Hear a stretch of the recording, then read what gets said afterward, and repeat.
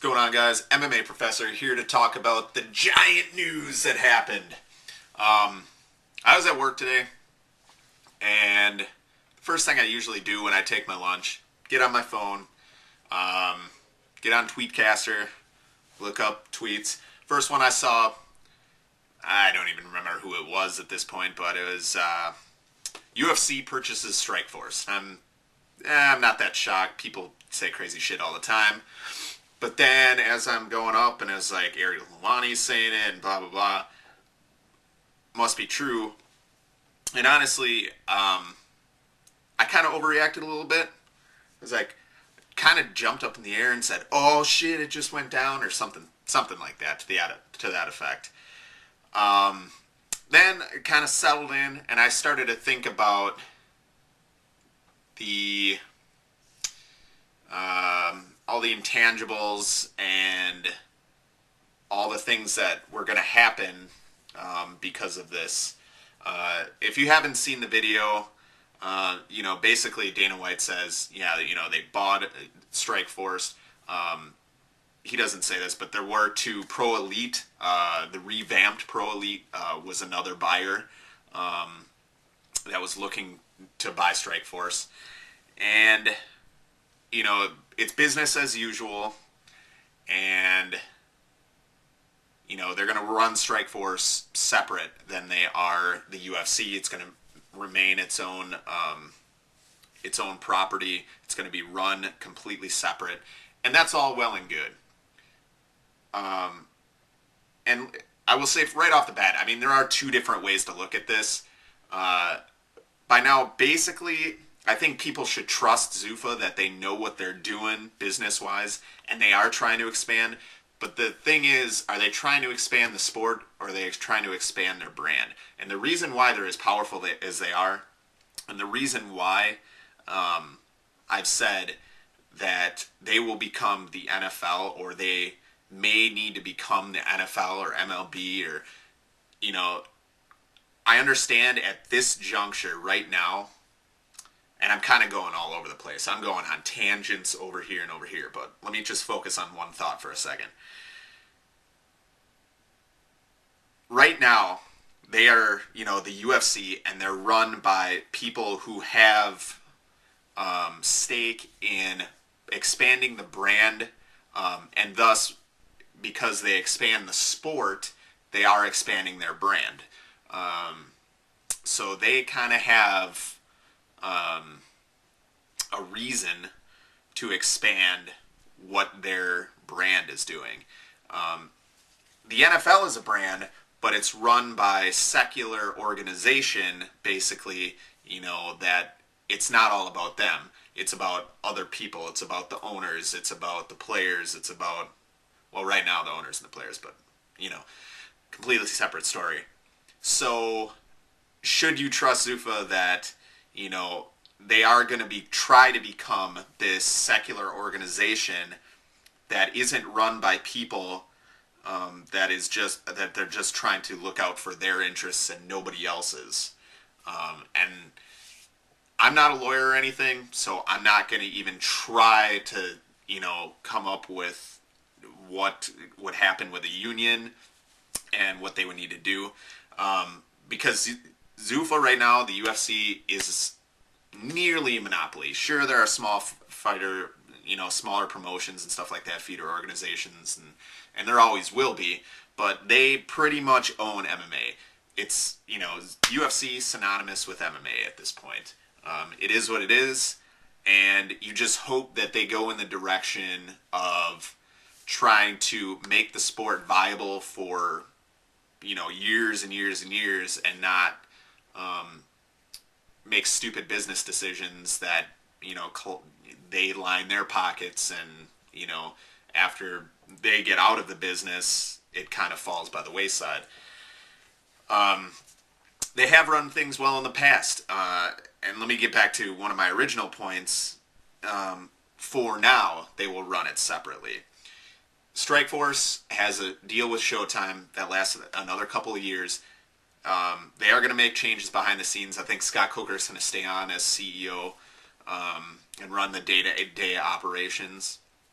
But it makes no fiscal sense to keep two brands running, okay, one under one, brand and one under a bigger named brand, when you can, after the contracts are up and everything, he can say whatever he wants now.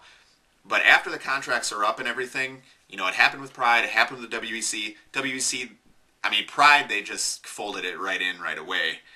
WEC, they kind of ran as its own, promotion for a while until they decided, fiscally, if we have these same fighters fighting under a brand that is more recognizable by the general public and thus gets more views, how would that not make sense? Okay? So you got a brand name in Strikeforce that's fairly powerful, mostly to casual fans, very big on the West Coast, so that will be helpful to them. But eventually, you have to figure that they're going to, however many years from now, whoever is at the top, they're going to negotiate with those people and pull them out of Strikeforce, and they're just going to dissolve the brand completely. It's going to happen. And I've said, and I'm not trying to toot on this one and pat myself on the back and do all sorts of weird stuff to myself. That sounded bad. But when I said Strikeforce was going to make a huge push and they're trying to compete with the UFC, and they made the deal with M1, I said, business-wise, they're making all the wrong decisions. They're making terrible decisions. They're spending money that they don't have, and they're taking a huge risk. And I thought at the way that they were making decisions and the money that they were spending, and just how it looked from the outside, I didn't necessarily keep their books or anything, because obviously I don't know what they were actually spending on all their production and everything like that, and how much money they were getting from Showtime. But I gave them about 2 years, the way that they were going. That they were going to either fold completely or get bought out. It just so happened that they got bought out.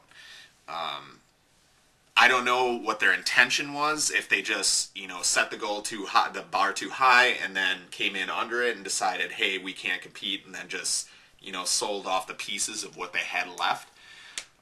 Or it was their plan all along to just get the brand to this level, sell it, and make money. Who knows what their entire plan was, but another point to look at with this is, and that's the other side of the coin, because right now you have this massive monopoly, and it can't necessarily be good for the fighters. Like I said, unless with antitrust laws and fighters unions and petitioning for better, petitioning that it is a monopoly, and then they need to have a union and they need representatives and stuff like that. Like I said, I don't know the logistics of actually going through with that, or what needs to be done in order for that to happen. But on the other side of the coin, you have, it's bad for the fighters, because and fans in general, because, and I'm just trying to think of how I should word this, but competition breeds creativity. Competition is what makes people think outside the box, what makes people have to put on great fights. And just talking from a strictly MMA point of view, if you have, company A, it's still way above company B up here, but they're putting on entertaining fights that people want to see, and you're putting on just absolute shit, your matchmaker, you have to put on those big fights. You have to put on those cards that is going to keep you at the level that you're at. And at a certain time, which is one of the best times, I know some of you may not be wrestling fans, but when WCW, they were never really, they surpassed WWE at a certain point, ratings-wise, and it made the WWE work that much harder to regain where they were. And, I know there's a whole another story about how WCW was never committed to being that, but I'm just saying competition breeds awesomeness. and that's my phrase of the day. And you can write it down if you want. Competition breeds awesomeness. And what will happen when you don't have, people pushing you? When your people are pushing you and they're trying to take money out of your pockets, you do whatever you can to make your product more entertaining, to put on those big fights. And that may not necessarily happen now.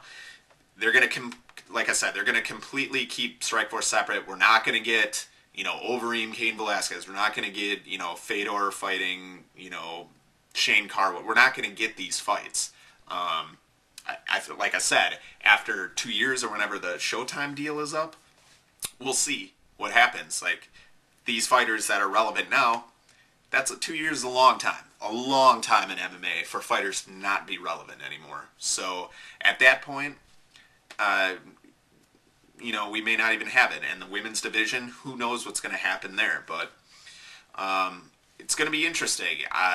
Like I said, Zuffa's never really done the fans wrong, and they get a lot of crap. They run their business very, very, very well, and that's why they're the #1 organization right now. I'm not a UFC shill. I'm just stating facts right now.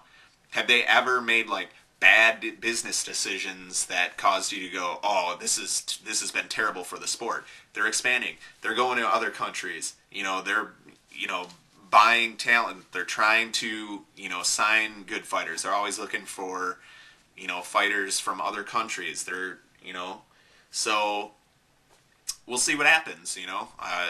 I think it's hard to take a guess at what this actually accomplished for them, in terms of the long run. But really, what was the bottom line of why they did it? Who knows? Who knows why they purchased it? I'm surprised they were able to keep it a secret as long as they were, because usually stuff like this comes out before. It just kind of hit. The reason why I think people are talking about it so much, one, and the main reason, obviously, is because it's a huge deal that they're purchasing their biggest competition, even though Strikeforce wasn't even close. They weren't even in the same ballpark as the UFC in terms of, production and, the fights that they were able to make. But, it's interesting because nobody saw it coming, and it just randomly happened. Random interview on MMAfighting.com with Dana White, and he announces it. So it's good stuff. I think it'll be good. We'll see what happens, and give me your thoughts on what you think about it. And I will be doing UFC 128 predictions pretty soon. So you guys stay metal. Later.